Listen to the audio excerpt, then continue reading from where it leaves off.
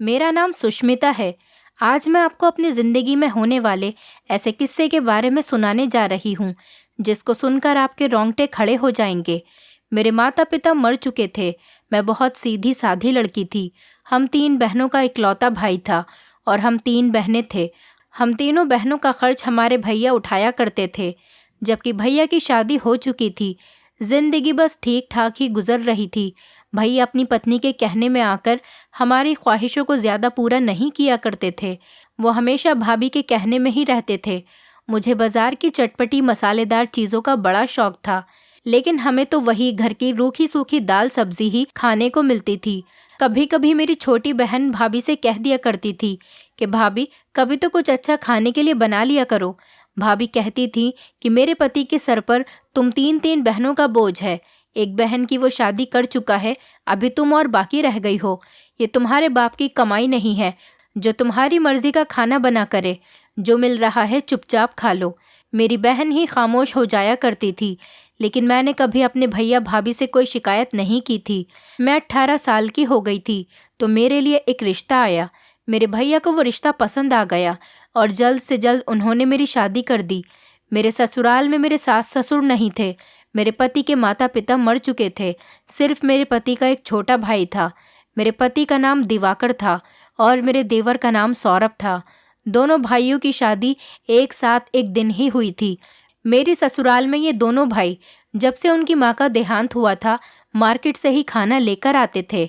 लोगों ने उन्हें राय दी कि तुम दोनों जवान हो तो तुम अपनी शादी करके अपनी पत्नियों को घर लेकर आओगे तो वो तुम्हें अच्छा अच्छा और टेस्टी टेस्टी खाना बनाकर खिलाएंगी, जिसकी वजह से तुम्हारे घर में कोई परेशानी भी नहीं रहेगी।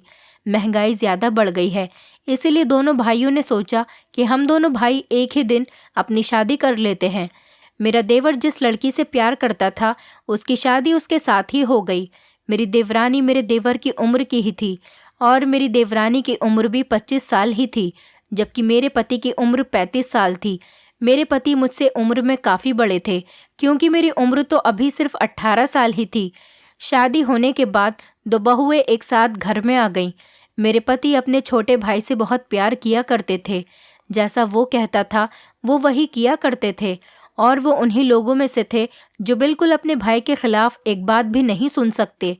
मुझे ये बात पहले ही बता दी गई थी कि दिवाकर अपने छोटे भाई को बहुत अहमियत देता है, क्योंकि माता पिता के मर जाने के बाद उसने ही अपने भाई सौरभ का ख्याल रखा था। इसलिए वो अपने छोटे भाई से बहुत ज़्यादा प्यार करता है। मुझे इस बात से कोई दिक्कत नहीं थी, क्योंकि दोनों भाइयों में प्यार होना बहुत अच्छी बात थी, क्योंकि बहन भाइयों में आपस में प्यार होना बहुत ज़रूरी होता है। मेरी बहन की शादी एक भरे हुए ससुराल में हुई थी। उसके ससुराल में सास ससुर और जेठ देवर और कुंवारी नंदी भी मौजूद थीं। इतने बड़े परिवार का खाना मेरी बहन अकेले ही बनाती थी और सारा काम खुद ही करती थी। मेरी शादी पर मेरी बहन मुझसे कह रही थी कि तुम तो बहुत खुशनसीब हो जिसे इतनी अच्छी ससुराल मिली है। तुम्हारी ससुराल में तुम सिर्फ तुम्हारे देवर और पति के अलावा कोई नहीं।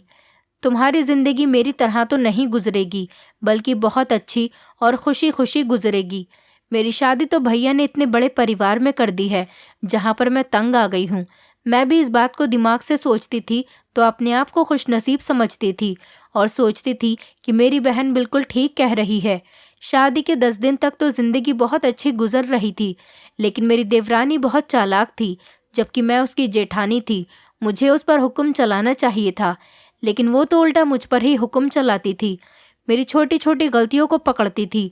वो बड़ी अजीब सी थी। उसने मुझे हर तरह से तंग करना शुरू कर दिया था। मेरा देवर भी अपनी पत्नी का ही साथ दिया करता था। उसकी पत्नी सारा सारा दिन आराम करती थी और मैं घर का काम किया करती थी। मैं चाहकर भी अपनी देवरानी से कुछ नहीं कह सकती थी, क्योंकि मुझे पता था कि मेरे यहाँ पर ज़्यादा बोलने से मेरे पति को या फिर मेरे देवर को मेरी किसी बात पर यकीन नहीं आएगा। मेरी देवरानी इतनी चालाक थी कि अपने पति और जेठ के घर आते ही घर के कामों में लग जाती थी और उनके पीछे एक काम को हाथ नहीं लगाती थी। मेरी देवरानी उम्र में मुझसे ज़्यादा बड़ी थी, इसलिए मेरे साथ इतनी चालाकी दिखाती थी। वो मेरे साथ बिल्कुल मेरी सास बनना चाहती थी। मुझे लगता था कि अगर मेरी सास जिंदा होती तो शायद इसके जैसे ही मेरे ऊपर हुक्म चलाती, लेकिन मैंने देख लिया था कि मेरा देवर भी कुछ कम नहीं है। वो अपनी पत्नी को जब काम करते हुए देखता है तो मुझे डांटता है, भाभी आपको शर्म नहीं आती मेरी पत्नी से घर का इतना सारा काम करवाते हुए। आप बड़ी हो, घर के सारे काम करने की जिम्मेदारी आपकी है। मैं जब भी घर में आता हूँ मुझे मेरी पत्नी ही काम करती हुई दिखाई देती है। आप भी कुछ करती हो या नहीं? मैं अपने देवर से कुछ नहीं कह सकती थी, क्योंकि अगर मेरे कुछ कहने पर उसने मेरे पति से शिकायत कर दी तो वो मुझसे नाराज़ हो जाएंगे। बस इसी बात का ख्याल करते हुए मैं अपने देवर को पलटकर कभी भी जवाब नहीं देती थी। मेरे पति का काम तो ऐसा था कि वो ज़्यादातर घर से बाहर रहते थे। जब वो काम से घर वापस लौटते थे तो कभी कभी मैं उनसे अपनी देवरानी के बारे में कोई बात कह भी देती थी तो वो मुझे बहुत बातें सुनाते थे कि पहले ही मैं थक हार कर घर आया हूँ और घर आकर तुम्हारी भी बातें सुनूं। अब मैंने अपने पति से इस बारे में कोई बात करनी ही छोड़ दी थी। मेरी ज़िंदगी तो शादी के बाद में और भी ज़्यादा ख़राब हो गई थी। एक दिन मेरे पति और देवर की छुट्टी थी। मेरी देवरानी लगातार मेरे साथ काम में हाथ बटा रही थी। दोनों भाई किसी काम से बाहर गए हुए थे। मेरी देवरानी स्टोर रूम की सफाई करने के लिए चली गई थी और मैं अपने कमरे की सफाई कर रही थी। लेकिन मेरी देवरानी को सफाई करते हुए आधा घंटा हो गया था। वो अभी तक स्टोर रूम से बाहर नहीं आई थी। तभी मेरे पति और देवर भी घर में आ गए। जब मेरे देवर की नज़र स्टोर रूम की तरफ पड़ी तो मेरी देवरानी स्टोर रूम में बेहोश पड़ी हुई थी। हम सब लोग उसको बेहोश देखकर घबरा गए थे। उसे देखकर लगता था कि उसकी जान निकल चुकी है। हम तीनों जल्दी से उसे अस्पताल लेकर गए। डॉक्टर ने कहा, आप तो पहले ही इन्हें मार कर ला चुके हो। यहाँ आने से पहले ही ये मर चुकी है। हम इन्हें नहीं बचा सके। पता चला कि मेरी देवरानी को करंट ने पकड़ लिया था, इस वजह से उसकी मौत हो गई। घर में ही मुझे उसके मरने की खबर नहीं हुई थी और ना ही करंट लगने से उसकी कोई आवाज़ निकली थी। शायद उसकी मौत इसी तरह से आनी थी। घर में एक अजीब तरह का कोहराम मच गया था। अफसोस मुझे भी बहुत हो रहा था। मेरी देवरानी इस दुनिया से चली गई थी। मेरे देवर को अपनी पत्नी की मौत का बहुत बड़ा झटका लगा था। अब मैं अपने घर पर अकेली रह गई थी। मेरे पति और देवर काम पर जाते थे। धीरे धीरे सब अपने रूटीन पर वापस आ गए। मेरा देवर भी काफ़ी हद तक संभल चुका था। मेरे देवर का काम हल्का चल रहा था, इस वजह से वो ज़्यादातर घर में ही रहता था। मैं सोचती थी कि चलो अच्छा है, मैं भी घर में अकेली रहती हूँ। मुझे अकेले घर में डर लगता था, क्योंकि जब से मेरी शादी हुई थी मेरी देवरानी मेरे साथ घर में होती थी। अब जब से उसकी मौत हुई है तो मुझे अकेला घर काट खाने को दौड़ता है। मेरा देवर काफ़ी टाइम से अपने काम पर नहीं जा रहा था। कभी कभी किसी दिन 1-2 घंटे के लिए चला जाता था। एक दिन मैं किचन में खड़ी हुई खाना बना रही थी। तभी मुझे अचानक ऐसा लगा जैसे मेरे पीछे कोई खड़ा हुआ है। जब मैंने पलटकर देखा तो वो मेरा देवर था। मैंने कहा, हाँ बोलो सौरभ, क्या तुम्हें कुछ चाहिए? कोई काम है तो बताओ। तो उसने मेरी तरफ जूस का ग्लास बढ़ाया और कहने लगा, भाभी आप कितनी देर से काम कर रही हो, मैं आपको देख रहा हूँ।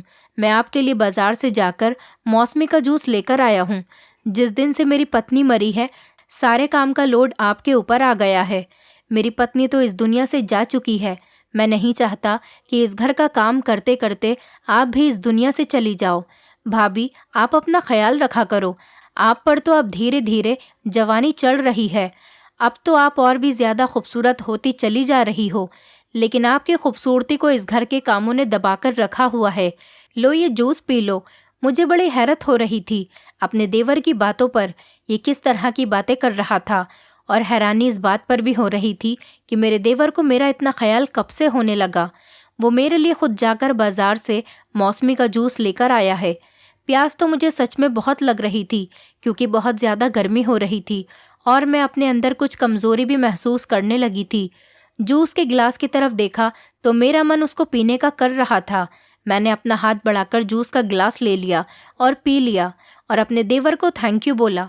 मैंने सोचा कि मेरे देवर को उसकी पत्नी मेरे खिलाफ कितना भड़काती होगी, इसीलिए तो वो पहले मुझे ज़्यादा पसंद नहीं करता था। आखिर मैं भी तो इंसान हूँ, मैं भी सारे घर का काम करती हूँ और थक जाती हूँ।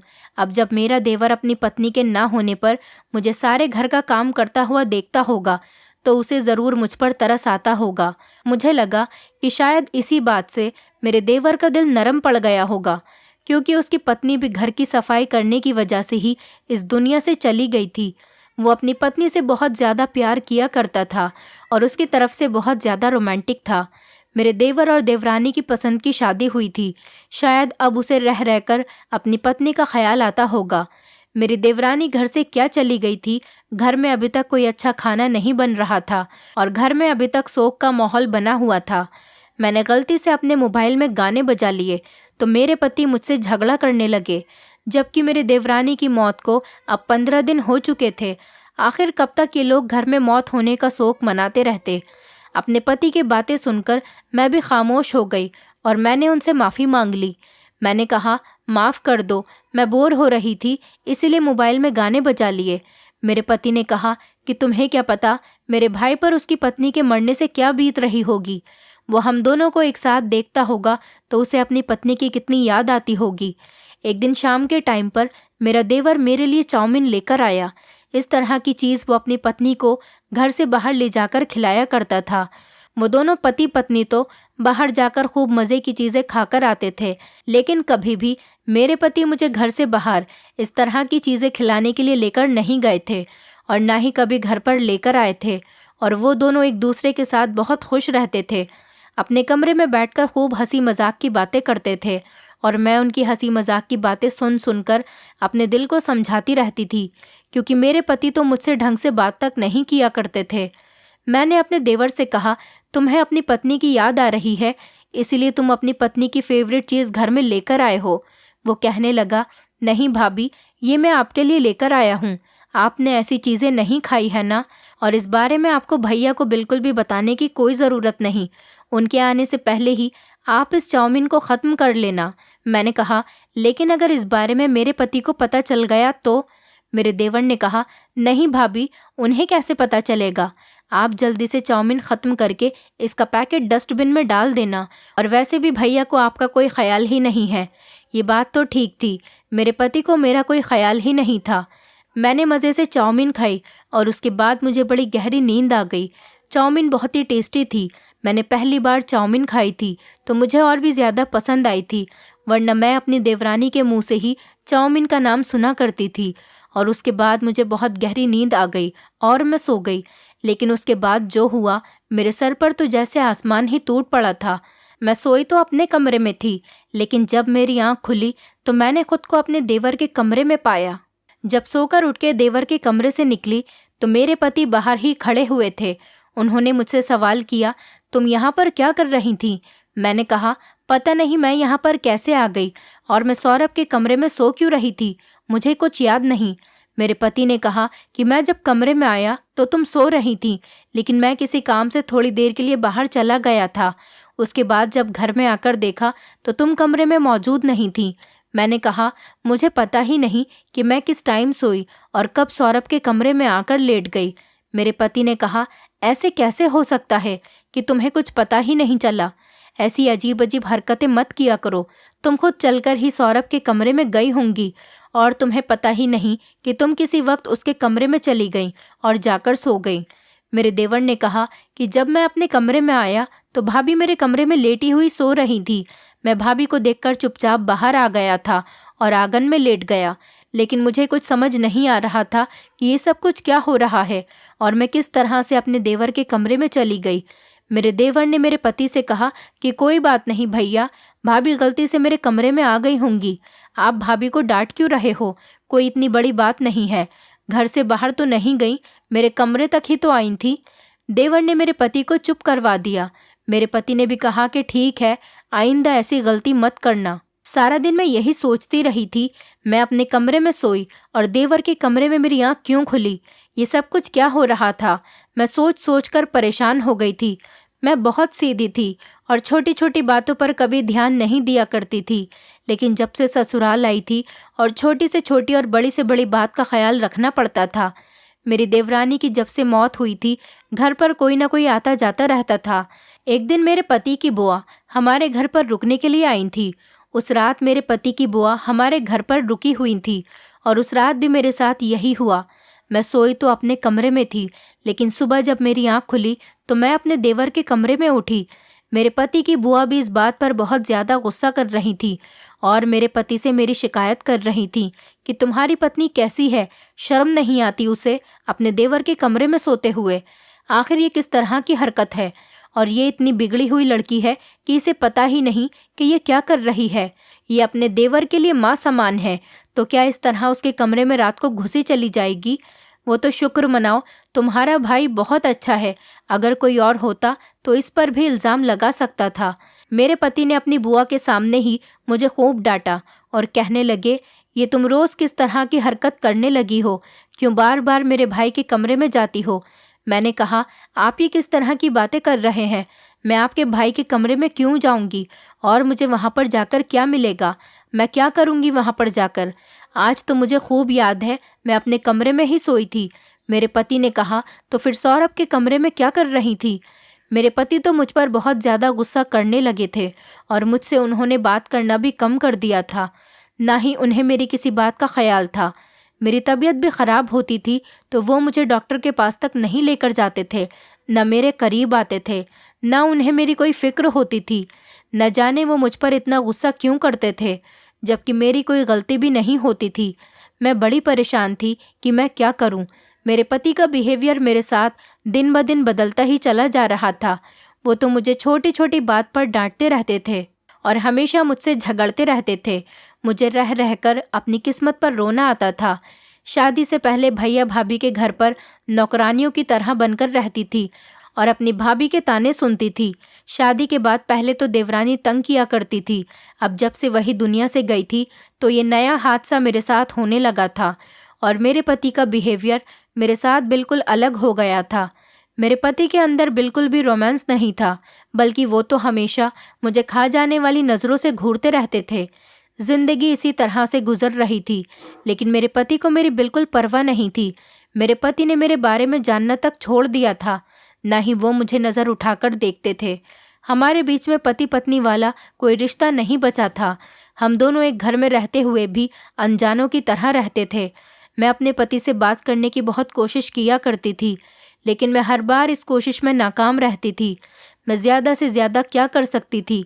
मैं सिर्फ अपने पति से माफ़ी मांग सकती थी और उनसे बात करने की कोशिश कर सकती थी, लेकिन मेरे पति को किसी भी बात से कोई फ़र्क नहीं पड़ता था। मैं बस रोती रहती थी और अपनी ससुराल में जैसे तैसे ज़िंदगी गुजार रही थी। जब मैं छोटी थी तो मेरी माँ ने मुझे बहुत सब्र करना सिखाया था, लेकिन अब मेरे सब्र की हद हो चुकी थी। मुझ में अब सब्र करने की हिम्मत बाकी नहीं रही थी। मैं फिर भी सब्र करने की कोशिश करती थी। बहुत ध्यान से हर काम करती थी कि कहीं ऐसा न हो जाए मेरा पति मुझे फिर से गलत समझने लगे। जिन लड़कियों में शर्म होती है वो खुद ही गलत कामों से पीछे हट जाती हैं, लेकिन पति का काम होता है कि वो आगे बढ़े और अपना दिल बड़ा करे। मेरे पति को तो न जाने क्या हो गया था कि उन्हें मेरी शक्ल ही बुरी लगती थी। जब मेरी देवरानी जिंदा थी मेरे पति ऐसे नहीं थे जैसे अब हो गए हैं। मेरे पति पहले के मुकाबले बिल्कुल बदल चुके हैं। पहले तो थोड़ा बहुत प्यार मोहब्बत जता दिया करते थे, लेकिन अब तो वो मुझसे बात करना तक भूल गए थे। कम से कम मेरे साथ बैठकर खाना खा लिया करते थे और मुझसे एक दो बातें कर लिया करते थे, लेकिन अब तो वो सब कुछ ही भूल गए थे। लेकिन मेरा देवर इन दिनों मेरा बहुत ख्याल रख रहा था। वो मेरा ख्याल रखता तो मुझे बहुत अच्छा लगता था। मेरे पति की बुआ के सामने भी मेरी खूब बेइज्जती हुई थी। वो भी मुझे बुरा भला कहकर चली गई थी। मेरा देवर रोज़ शाम को मेरे लिए कोई ना कोई खाने पीने की चीज़ लेकर आता था। कभी चाउमीन, बर्गर तो कभी मोमोज़ लाता था। मुझे उसकी लाई हुई ये चीज़ें बहुत पसंद आती थीं, लेकिन मैंने एक बात नोटिस की थी कि जब भी मैं अपने देवर की लाई हुई कोई भी चीज़ खाती हूँ तो मुझे बहुत ज़्यादा नींद आती थी और उसके बाद मैं अपने देवर के कमरे में मिलती थी और उसके बाद फिर वो आंगन में चारपाई पर सोया करता था। वो कहता था कि मुझे खुले में सोना बहुत अच्छा लगता है, वैसे भी अंदर कमरे में गर्मी लगती है, मैं बाहर ही सो जाया करूँगा। और फिर भाभी जब मेरे कमरे में आ जाती है तो मुझे अच्छा नहीं लगता कमरे के अंदर जाना। मेरे पति ने कहा कि तुम रात को ही अपने कमरे को अंदर से लॉक कर लिया करो, लेकिन मेरे देवर ने कहा कि मेरे कमरे का दरवाजे का लॉक ख़राब हो गया है। फिर मेरे पति ने यह बात अपने दोस्तों को बताई तो उनके दोस्तों ने उन्हें बताया कि लगता है तुम्हारी पत्नी को नींद में चलने की आदत है या फिर वो किसी दिमागी बीमारी का शिकार हो रही है, क्योंकि तुम्हारे बताने के मुताबिक तुम्हारी पत्नी को याद नहीं रहता कि वो कहाँ पर सोती है। लेकिन ये बीमारी मुझे कब हो गई मुझे तो कुछ पता ही नहीं चला। शादी से पहले मैं अपनी छोटी बहन के साथ कमरे में सोया करती थी। उसने तो कभी मुझे मेरी इस हरकत के बारे में नहीं बताया, लेकिन जब किसी इंसान को ये बीमारी होती है तो उसे पता नहीं चलता कि वो रात को सोते टाइम पर क्या कर रहा है। वो नींद में चलकर कहीं भी चला जाता है, और अगर दिमाग की बीमारी होती है तब वो कुछ भी करता है तो उसे किसी बात की कोई खबर नहीं होती। मुझे तो पता ही नहीं चला ये बीमारी मुझे कब और कैसे हो गई। मेरे मायके में तो मुझे कभी किसी ने नहीं बताया कि मुझे ऐसी भी कोई बीमारी है। अगर मुझे ये बीमारी थी तो मुझे पता नहीं चल पा रहा था कि मैं नींद में चलकर अपने देवर के कमरे तक चली जाती हूँ। शादी से पहले मैं अपनी छोटी बहन के साथ एक ही कमरे में सोया करती थी। कभी उसने तो मेरी इस परेशानी के बारे में कुछ नहीं बताया। मैं बहुत तंग आ गई थी और बहुत ज़्यादा परेशान हो गई थी। आखिरकार ये सब मेरे साथ क्या हो रहा था? मुझे कुछ पता कैसे नहीं चल पा रहा था कि मैं नींद में कब और कैसे अपने देवर के कमरे तक पहुंच जाती हूँ। मेरे पति ने एक दिन मुझसे कहा कि तुम 2-3 दिन के लिए अपने भैया भाभी के घर चली जाओ। शायद तुम यहाँ पर रह रह के पागल हो गई हो। 2-3 दिन अपने घर पर रहोगी तो तुम्हारा दिमाग ठिकाने पर आ जाएगा। अगले ही दिन मैं अपने भैया भाभी के घर चली गई। मैंने अपनी छोटी बहन से पूछा, क्या तुम्हें ऐसा लगता है कि मैं शादी से पहले तुम्हारे साथ एक ही बिस्तर पर सो रही होती थी और सुबह को मैं कहीं और तुम्हें मिलती थी? मेरी बहन मेरी बात को समझ नहीं पा रही थी मैं क्या कहना चाह रही हूँ। फिर मैंने उसे अपनी ससुराल में होने वाले वाक़ये के बारे में बता दिया। मेरी बहन ये बात सुनकर बहुत हैरान हुई थी। कहने लगी, दीदी ऐसा नहीं हो सकता। शादी से पहले तो आप मेरे साथ ही सोती थी, बल्कि आपको इतनी ज़्यादा गहरी नींद आ जाती थी कि कभी कभी मैं भी डर जाती थी और आपको उठाने की कोशिश करती थी तो आप अपने टाइम पर ही उठती थी। मैंने आपके अंदर कभी ऐसी कोई हरकत नहीं देखी। ज़रूर आपके पति को कोई गलतफहमी हो रही है। मैंने कहा, छोटी, गलतफहमी कैसे हो सकती है? मैं जब रात को अपने कमरे में सोती हूँ और जब मेरी आँख खुलती है तो मैं खुद अपनी आँखों से देखती हूँ कि मैं अपने देवर के कमरे में उसके बिस्तर पर लेटी हुई हूँ। मेरे पति भी वही देखते हैं जो सच में हो रहा होता है। ये कोई गलतफहमी नहीं हो सकती। मैं भी बड़ी परेशान थी कि आखिर ये बीमारी मुझे कब हुई थी। अगर हुई थी तो फिर इस बारे में मुझे पता क्यों नहीं चला।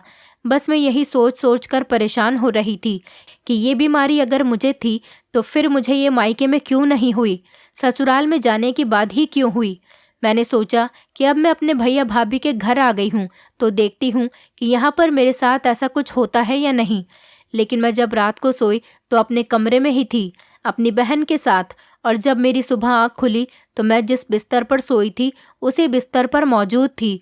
मैं बड़ी हैरान थी कि अगर ये बीमारी थी तो फिर मेरे मायके में मेरे साथ ऐसा कुछ क्यों नहीं हुआ। यहाँ पर भी तो नींद में चलकर मैं किसी और के कमरे में जा सकती थी। मैं 2-3 दिन अपने भैया भाभी के घर पर रही। मेरी ऐसी कोई भी गलत हरकत मेरे भैया भाभी या मेरी बहन के सामने नहीं आई थी। इन 2 रातों में एक बार भी मैं अपने बिस्तर से दूसरे बिस्तर तक नहीं गई थी। मैं जिस बिस्तर पर सोई थी सुबह उठने पर भी उसी बिस्तर पर होती थी।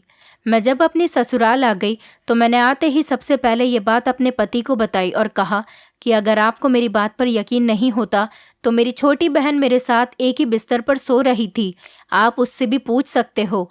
लेकिन मैं बड़ी हैरान थी कि मेरे पति को मुझ पर यकीन नहीं आया। उन्होंने मेरी पूरी बात को पलट दिया और कहने लगे, तो फिर तुम ही बताओ कि तुम यहाँ पर रहकर ऐसी हरकतें क्यों करती हो? क्यों जाती हो मेरे छोटे भाई के कमरे में? क्या तुम मेरे भाई की पत्नी की जगह लेना चाहती हो? अपने पति के मुंह से ये बात सुनकर मैंने अपने कानों पर हाथ रख लिया। आखिर मेरे पति ये सब कुछ क्या कह रहे थे? मैंने अपने पति से कहा, आप ऐसा कैसे कह सकते हैं? मैं ऐसी नहीं हूँ। मुझे कुछ नहीं पता कि मेरे साथ ये सब कुछ कैसे और क्यों होता है। मेरे पति ने तो अब मेरे ऊपर इल्ज़ाम लगाना शुरू कर दिया था।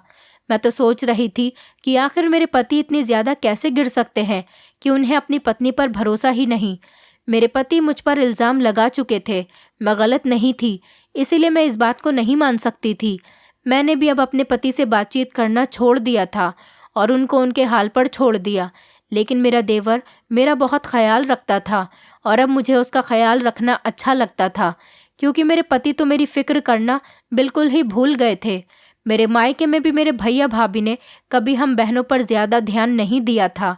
जब से उनकी शादी हुई थी वो हमेशा अपनी पत्नी का ही ख्याल रखते थे और ना ही हम तीनों बहनों में से कभी किसी को बाहर घुमाने लेकर गए थे। हम तीनों बहनें बस मायूसी से सब कुछ बर्दाश्त करती रहती थीं। मेरा देवर मेरा बहुत ख्याल रख रहा था। उसका ख्याल रखना मुझे बहुत अच्छा लग रहा था। वो मेरे लिए मेरे भाई की तरह था। कभी मेरे लिए कोई खाने पीने की चीज़ें लाता तो कभी मुझसे हंसी मजाक करता था। उसे मेरी फिक्र भी बहुत रहती थी। वो कहता था, भाभी आप घर के काम ज़्यादा मत किया करो, कभी कभी थोड़ा आराम भी कर लिया करो। बेचारा खुद ही कभी कभी मेरे साथ रोटियां बनवा देता था, तो कभी मैं कपड़े धोती तो मेरे साथ कपड़े भी धुलवा दिया करता था। मैंने अपने देवर से एक दिन पूछ ही लिया कि जब तुम्हारी पत्नी जिंदा थी तो तुम्हारा बिहेवियर मेरे साथ ऐसा क्यों नहीं रहता था जैसा अब है। उसने कहा, भाभी आपकी अहमियत मुझे मेरी पत्नी के मरने के बाद पता हुई कि आप कितनी अच्छी हैं और आप कितनी ज़्यादा खूबसूरत और कम उम्र की हैं कि भैया आपके साथ खड़े होकर बिल्कुल भी अच्छे नहीं लगते, जबकि आप तो एक कोहिनूर का हीरा हो जिसकी कदर भैया नहीं करते। शायद मैंने भी आपकी कदर नहीं की थी, तभी भगवान ने मुझसे मेरी पत्नी को छीन लिया। आप भी तो हमारे घर की ही मेंबर थी। मुझे अब पछतावा होता है कि मुझे आपके साथ अच्छा बिहेवियर करना चाहिए था।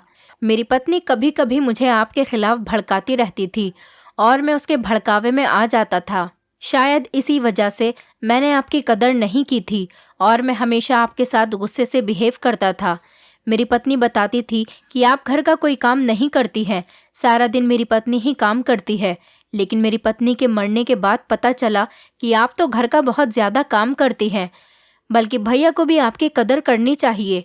भैया आपको इस घर में पत्नी बनाकर लाए हैं, नौकरानी नहीं। भैया आपको अपने घर की नौकरानी समझते हैं और आपसे घर का सारा काम करवाते हैं। मुझे आप पर बहुत तरस आता है। मुझे हमेशा आपकी फ़िक्र लगी रहती है क्योंकि आपकी खूबसूरती इस घर के कामों में छुपकर रह गई है। मुझे बड़ी खुशी होती है आप जैसी खूबसूरत लड़की हमारे घर की बहू बनी है, जबकि मेरी पत्नी आपके मुकाबले कुछ भी नहीं थी और मेरी पत्नी आपके जितना टेस्टी खाना भी नहीं बनाती थी। आप बहुत अच्छी हो भाभी।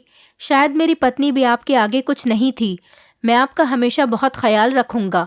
मैं भैया को ज़रूर समझाऊंगा कि वो आपकी कदर किया करें। मुझे पता है भैया का बिहेवियर आपके साथ ठीक नहीं रहता, तो हमेशा आपके साथ झगड़ा करते रहते हैं। मैं ज़रूर उन्हें समझाऊंगा, आपको फ़िक्र करने की कोई ज़रूरत नहीं। अपने देवर से इतनी ज़्यादा तारीफ़ सुनकर मुझे एक अजीब सी बेचैनी महसूस हो रही थी। मेरी आंखों में आंसू आ गए थे क्योंकि मेरे पति ने आज तक खुलकर मेरी कोई तारीफ़ नहीं की थी और आज मेरे देवर ने मेरी इतनी ज़्यादा तारीफ़ कर दी थी कि पहली बार मुझे ऐसा लगा था क्या मैं सच में अच्छी हूँ। मेरे पति से ज़्यादा मेरे देवर को मेरी फ़िक्र थी। मैं सोच रही थी काश मेरा देवर ही मेरा पति होता। ये बात तो सच थी कि मेरे पति मेरे साथ नहीं जचते थे क्योंकि मैं खूबसूरत थी और कम उम्र की थी। मेरे पति की उम्र में काफ़ी फासला था, जबकि मेरे देवर की उम्र इतनी नहीं थी। मैं अपने देवर के साथ खड़े होकर अच्छी लगती थी, पर कभी मैंने अपने देवर को लेकर अपने मन में कोई गलत ख्यालात पैदा नहीं किए थे क्योंकि जो मेरे पति थे मैं उनसे ही मोहब्बत किया करती थी।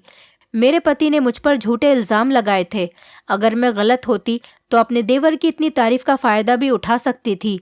मेरा देवर भी गलत नहीं था, वो मुझे सिर्फ अपनी भाभी ही समझता था और इस वजह से ही मेरा ख्याल रखता था। मैं अपने देवर के सामने बैठकर रो रही थी। मैंने अपनी छोटी बहन के अलावा भैया भाभी को ये बात नहीं बताई थी कि मेरी ज़िंदगी में कितनी परेशानियां चल रही हैं। मेरे भैया ने शादी से पहले ही मुझसे कहा था कि मैं तुम्हारी शादी कर रहा हूँ। तुम्हारी ससुराल में कितनी भी परेशानी हो कभी वापस लौटकर यहाँ पर मत आना। अपने घर को बनाने की कोशिश करना। वैसे भी छोटी मोटी परेशानी तो हर ससुराल में होती है। तुम्हें अपने घर की हर परेशानी का सामना करना पड़ेगा, ना कि हार मानकर अपने मायके चली आना। हमेशा अपना घर बसाने के लिए बर्दाश्त करने की कोशिश करना। मेरे देवर ने मुझे तसल्ली दी और मेरे आंसू पोंछने लगा। उसने कहा, भाभी आपको रोने की कोई ज़रूरत नहीं, मैं हूं ना यहाँ पर। आपको पता है भैया मेरा कितना कहना मानते हैं। मैं भैया को समझाऊंगा तो वो समझ जाएंगे। मैं भैया को समझाने के साथ साथ आपका बहुत ख्याल रखूंगा। आपको टेंशन लेने की कोई ज़रूरत नहीं। अब तो मैं भी अपने देवर का बहुत ज़्यादा ख्याल रखने लगी थी। वो काफ़ी दिनों से अपने काम पर नहीं जा रहा था और जब जाता था तो 1-2 घंटे काम करके घर वापस लौट आता था। मैं उसके लिए उसका फेवरेट खाना बनाकर तैयार कर देती थी और वो लौटते हुए मेरे लिए चाउमीन, मोमोज या बर्गर कुछ भी लेकर आ जाता था। उसके बाद मैं चाय बनाती थी और हम दोनों साथ बैठकर चाय पीते थे और खूब हंसी मजाक की बातें भी करते थे। एक दिन मेरे पति घर आए तो कहने लगे, कुछ ज़्यादा ही अपने देवर का ख्याल रखने लगी हो, थोड़ा बहुत ख्याल अपने पति का भी रख लिया करो। मैंने कहा, आप ये किस तरह की घटिया बातें कर रहे हैं? मैं तो आपके भाई का हमेशा ही ख्याल रखती हूँ, आपको तो इस बात पर खुश होना चाहिए। मेरे पति ने कहा, ठीक है, लेकिन थोड़ा ख्याल मेरा भी रख लिया करो, तुम्हें मेरा बिल्कुल ख्याल नहीं। धीरे धीरे दिन गुजरते चले जा रहे थे। मैं बहुत परेशान थी। जो बिहेवियर मेरे देवर का था वो मेरे पति का होना चाहिए था, लेकिन मेरे पति तो मेरे साथ बिल्कुल भी अच्छा बिहेव नहीं करते थे। एक दिन मैं सफाई कर रही थी। सफाई करते करते ही मैं बेहोश हो गई। जब मुझे होश आया तो मेरे करीब डॉक्टर बैठे हुए थे और मेरा चेकअप कर रहे थे। जैसे ही मैं होश में आई और मैंने आंखें खोल कर देखा तो डॉक्टर मुझे बधाई देने लगे और कहने लगे कि कॉन्ग्रेचुलेशंस, आप माँ बनने वाली हो। मैं भी खुश हो गई क्योंकि ये मेरे लिए बहुत खुशी की बात थी। मैं माँ बनने वाली थी। अभी मेरे पति घर पर नहीं थे, लेकिन मेरा देवर इस बात से बहुत खुश हो रहा था और बहुत खुशियाँ मना रहा था। बल्कि वो तो मिठाई का डिब्बा लेकर आ गया था और डॉक्टर को अपने हाथ से खिलाने लगा। मैं भी सोचने लगी कि जब मेरे पति घर आएंगे तो मैं उनको ये खुशखबरी सुना दूंगी, वो भी सुनकर बहुत खुश हो जाएंगे। मेरे देवर ने कहा कि भाभी, अब सब कुछ ठीक हो जाएगा। अगर भगवान ने आपको बेटा दिया तो भैया इस बात से बहुत खुश हो जाएंगे, क्योंकि भैया को लड़के बहुत पसंद है। मैं अपने देवर की इस बात पर हल्की सी मुस्कुरा दी थी। वैसे मैं ये खबर सुनने के बाद बहुत ज़्यादा खुश थी। आस पड़ोस की औरतें भी मुझसे मिलने के लिए और बधाई देने के लिए घर पर आ गई थी। हमारे घर में खुशी का माहौल छा गया था। मेरे देवर ने सारे मोहल्ले में मिठाई बंटवा दी थी। शाम के टाइम पर जब मेरे पति घर पर आए तो उन्हें मोहल्ले के लोगों ने बधाई दी। जब मेरे पति घर पर आए तो कहने लगे, आखिर किस बात की मिठाई बट रही है और किस बात की खुशियाँ मनाई जा रही हैं। मैंने अपने पति को बताया कि आपके लिए बहुत अच्छी खबर है। मेरे पति कहने लगे, अच्छा, हमारे घर में कोई अच्छी खबर भी हो सकती है? तुम्हारे होते हुए मुझे तो कभी अच्छी खबर की कोई उम्मीद ही नहीं। मेरे देवर ने अपने भैया को गले से लगा लिया और कहने लगा, भैया, आपको बहुत बहुत बधाई हो, आप पापा बनने वाले हो। अब हमारे घर में खुशियाँ ही खुशियाँ आने वाली हैं। मुझे लगा कि ये बात सुनकर मेरा पति बहुत खुश होगा, लेकिन ये बात सुनकर तो मेरे पति खामोश हो गए और चुपचाप अपने कमरे में चले गए। ये सब देखकर मैं हैरान रह गई थी और अपने पति के पीछे पीछे कमरे के अंदर चली गई। मैंने कमरे के अंदर जाकर अपने पति से सवाल किया कि आपको खुशी नहीं हुई? तो वो कहने लगे, अच्छा मजाक कर रहे हो तुम लोग। मैंने कहा, आपके साथ कोई मजाक नहीं हो रहा, ये बात सच है। मेरे पति ने कहा, ऐसा नहीं हो सकता, ऐसी कोई बात नहीं है। मैंने कहा, आपको यकीन नहीं होता तो आप डॉक्टर से पूछ सकते हैं। डॉक्टर खुद मेरा चेकअप करके ये खबर सुनाकर गए हैं। आपको इस बात में कोई शक है कि मैं माँ बनने वाली हूँ? मेरे पति ने कहा, तुम झूठ बोल रही हो। वो इस बात से मुकर रहे थे। मेरे पति को इस बात पर यकीन नहीं हो रहा था कि मैं उनके बच्चे की माँ बनने वाली हूँ। मेरे पति का मूड बहुत ज़्यादा ख़राब हो गया था। वो कैसे बेपरवाह हो सकते थे? उस दिन अपने पति का मूड देखकर मेरी खुशी भी गम में बदल गई थी। मेरा देवर मेरे लिए बाजार से बर्गर लेकर आया। फिर मैंने वो बर्गर नहीं खाया और मैं गुस्से में ही सो गई। मेरा पति घर से बाहर अपने दोस्तों के साथ चला गया था। आज मैंने अपने देवर का दिया हुआ बर्गर नहीं खाया था और उसको ले जाकर फ्रिज में रख दिया था। उसके बाद मैं अपने कमरे में आकर सो गई।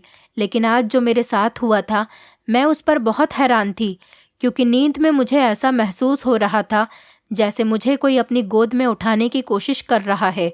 मैंने महसूस किया कि ये मेरा देवर है और वो मुझे उठाकर अपने कमरे में ले गया। थोड़ी देर बाद मेरा पति भी कमरे में आकर बैठ गया था। उसने देखा कि मैं हमारे कमरे में मौजूद नहीं थी, बल्कि अपने देवर के कमरे में मौजूद थी।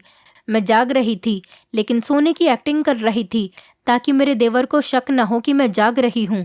मेरा देवर समझ रहा था कि मैं सो रही हूँ। जैसे ही वो मुझे अपने कमरे में लेकर गया और उसने मुझे बेड पर लेटा दिया, फिर उसके बाद जो उसने मेरे साथ करना शुरू किया, मेरे पैरों तले से ज़मीन निकल गई थी। मैंने शोर मचा दिया और खूब ज़ोर ज़ोर से चिल्लाने लगी। मेरे चिल्लाने की आवाज़ सुनकर मेरा पति देवर के कमरे में दौड़ा चला आया। मेरा देवर भी मुझे चिल्लाता हुआ देखकर घबरा गया था और फिर जो सच्चाई सबके सामने आई थी वो मेरे लिए बिल्कुल भी बर्दाश्त करने के काबिल नहीं थी। मैंने अपने पति को बताया कि आपका भाई मुझे गोद में उठाकर अपने कमरे में लेकर आया है और ये मेरे साथ गलत हरकत कर रहा था। मेरा पति हैरानी से अपने भाई की तरफ देखने लगा। मैंने कहा, मैं समझ गई हूँ कि तुम मेरे लिए चाउमीन, बर्गर, मोमोज क्यों लेकर आते थे। इसकी लाई हुई चीज़ में नींद की दवाई मिली होती है जिसको खाकर मैं सो जाती हूँ। मेरे पति को इस बात पर यकीन नहीं हो रहा था।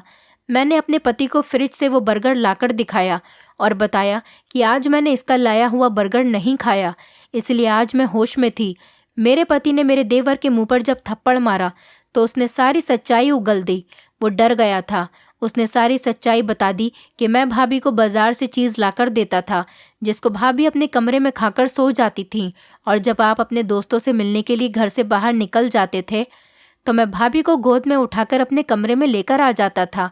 मैं बाजार की लाई हुई चीज़ में घर पर आने से पहले ही नींद की दवाई मिला दिया करता था जिससे भाभी गहरी नींद में सो जाती थी और मैं उसके बाद उनके साथ गलत काम किया करता था। ये बच्चा भी मेरा ही है। मेरे देवर ने यह भी बताया कि साथ ही वो मेरे पति को भी मेरे खिलाफ भड़काया करता था। तभी तो मेरा पति मुझसे हमेशा गुस्से में रहता था और मेरी फिक्र और कदर भी नहीं करता था। यह सब सुनकर मेरे पति के पैरों तले से ज़मीन निकल गई थी। मेरा पति भी हैरान रह गया था कि उनका भाई उनकी पत्नी के साथ ये सब कुछ क्या कर रहा था। मेरे देवर ने बताया कि वो ये सब इसीलिए कर रहा था कि उसकी पत्नी के मरने के बाद मैं उसे ज़्यादा खूबसूरत लगने लगी थी और वो मुझ पर फिदा होने लगा था। तभी वो अपनी हवस मिटाने के लिए मेरे साथ ऐसा करता था। मेरे पति ने मेरे देवर की खूब पिटाई की और उसको घर से बाहर निकाल दिया। मेरे पति ने अपने भाई को बहुत मारा क्योंकि उनका भाई उनका भरोसा तोड़ रहा था और उसकी वजह से उन्होंने अपनी पत्नी पर शक किया था। भगवान का लाख लाख शुक्र है कि मेरे पति ने अब की बार मुझे समझ लिया था। मेरे पति ने हाथ जोड़कर मुझसे माफ़ी मांगी थी। मेरे पति मेरे देवर को पुलिस के हवाले करना चाहते थे, लेकिन मैंने ऐसा नहीं होने दिया क्योंकि उसकी पूरी ज़िंदगी का सवाल था। अगर वो जेल चला जाता तो उसकी सारी ज़िंदगी बर्बाद हो जाती। मेरे पति ने उसको घर से बाहर निकाल दिया था। उसके लिए वही काफ़ी था क्योंकि इस घर के अलावा उसके पास कोई सहारा नहीं था। मेरा देवर उस दिन के बाद कभी भी घर लौटकर वापस नहीं आया, लेकिन मेरे पति का बिहेवियर मेरे साथ बहुत अच्छा हो गया था। मेरे देवर ने मेरे साथ बहुत बुरा किया था। भगवान की करनी अच्छी थी। मेरे देवर के जाने के 1 हफ्ते बाद ही मैं पोछा लगा रही थी, तभी अचानक मेरा पैर फिसल गया और मेरा मिसकैरेज हो गया। मेरा पति सच्चाई जानने के बाद भी इस बच्चे से खुश नहीं था क्योंकि ये बच्चा मेरे पति का नहीं बल्कि उनके भाई का था। जब मेरे पति को मेरे मिसकैरेज की बात पता चली तो वो खुश हो गए थे। शायद वो बच्चा दुनिया में आता तो मेरे पति उसको दिल से एक्सेप्ट नहीं कर पाते। भगवान ने मेरी ज़िंदगी आसान कर दी थी। मेरे पति अब मुझसे बहुत ज़्यादा प्यार करते थे। इस हादसे को 4 साल गुजर चुके हैं और मैं अपने पति के साथ बहुत खुश हूँ। और सबसे बड़ी खुशी की बात यह है कि मैं फिर से प्रेग्नेंट हूँ और इस बार ये बच्चा मेरे पति का ही है। मेरे पति अब मेरा बहुत ज़्यादा ख्याल रखते हैं और मेरी बहुत फिक्र करते हैं। देर से ही सही, लेकिन मेरी ज़िंदगी भगवान ने बहुत आसान और खुशगवार बना दी है। वो कहते हैं ना कि भगवान के घर देर है पर अंधेर नहीं। यही सब कुछ मेरे साथ भी हुआ था। देर से ही सही, पर मुझे दुनिया की सारी खुशियाँ एक साथ मिल गई थी। दोस्तों, उम्मीद करती हूँ आपको हमारी कहानी पसंद आई होगी। कहानी पसंद आई है तो वीडियो को लाइक करें, चैनल पर नए हैं तो चैनल को सब्सक्राइब करें और हाँ, नोटिफिकेशन बेल को ज़रूर दबाएं ताकि अगली अपडेट सबसे पहले आपको मिले।